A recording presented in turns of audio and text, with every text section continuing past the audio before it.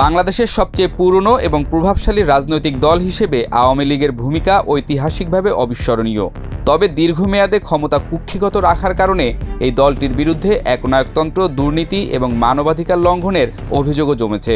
এই অবস্থায় প্রশ্ন উঠেছে, আওয়ামী লীগকে গণতান্ত্রিক কাঠামোর বাইরে রাখা কতটুকু আইনসম্মত?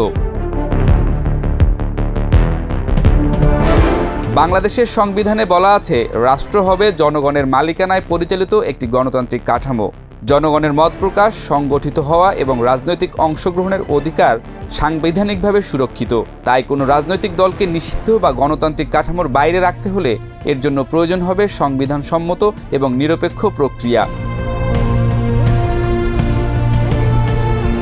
রাজনৈতিক দল নিবন্ধন আইন ২০০৮ অনুযায়ী নির্বাচন কমিশন একটি দলের নিবন্ধন বাতিল করতে পারে যদি তারা গণতন্ত্র বিরোধী কাজ করে, গঠনতন্ত্রে সংবিধান বিরোধী ধারা রাখে, সহিংসতা চালায় বা নারী ও সংখ্যালঘুদের প্রতি বৈষম্যমূলক আচরণ করে।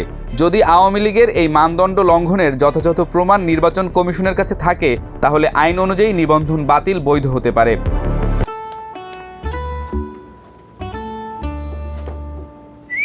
এই ঈদে জুয়েলারি ক্লোদিংয়ে বিকাশ পেমেন্টে ডিসকাউন্ট।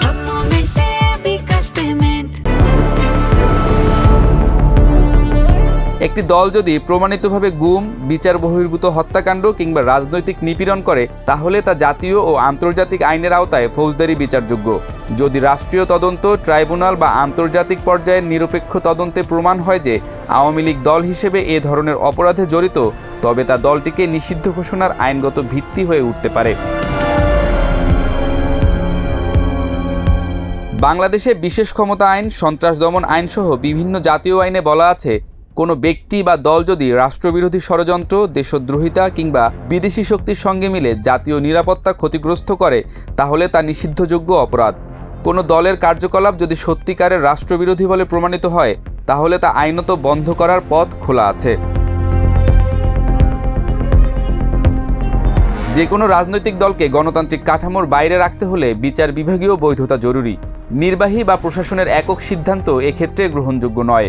হাইকোর্ট বা সুপ্রিম কোর্ট যদি নিরপেক্ষভাবে রায় দেয় যে দলটি গণতান্ত্রিক নীতিমালার পরিপন্থী, সংবিধান লঙ্ঘন করেছে বা সাংবিধানিক প্রতিষ্ঠান ধ্বংসে ভূমিকা রেখেছে, তাহলে আদালতের নির্দেশে তাদের নিষিদ্ধ ঘোষণা আইনত বৈধ হবে। তবে বাস্তবতা হচ্ছে, আওয়ামী লীগ একটি জনভিত্তিক দল, যার একটি বড় রাজনৈতিক ইতিহাস রয়েছে। এ ধরনের দলকে নিষিদ্ধ করলে আন্তর্জাতিকভাবে একটি বড় প্রতিবাদের মুখে পড়ার সম্ভাবনা রয়েছে।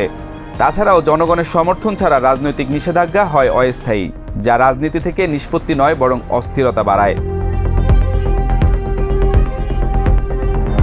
সুতরাং আওয়ামী লীগকে গণতান্ত্রিক কাঠামোর বাইরে রাখা শুধু তখনই বৈধ ও গ্রহণযোগ্য যখন তা কঠোরভাবে আইনি প্রক্রিয়া, আদালতের রায় এবং সুনির্দিষ্ট অপরাধমূলক প্রমাণ ভিত্তিক হয়।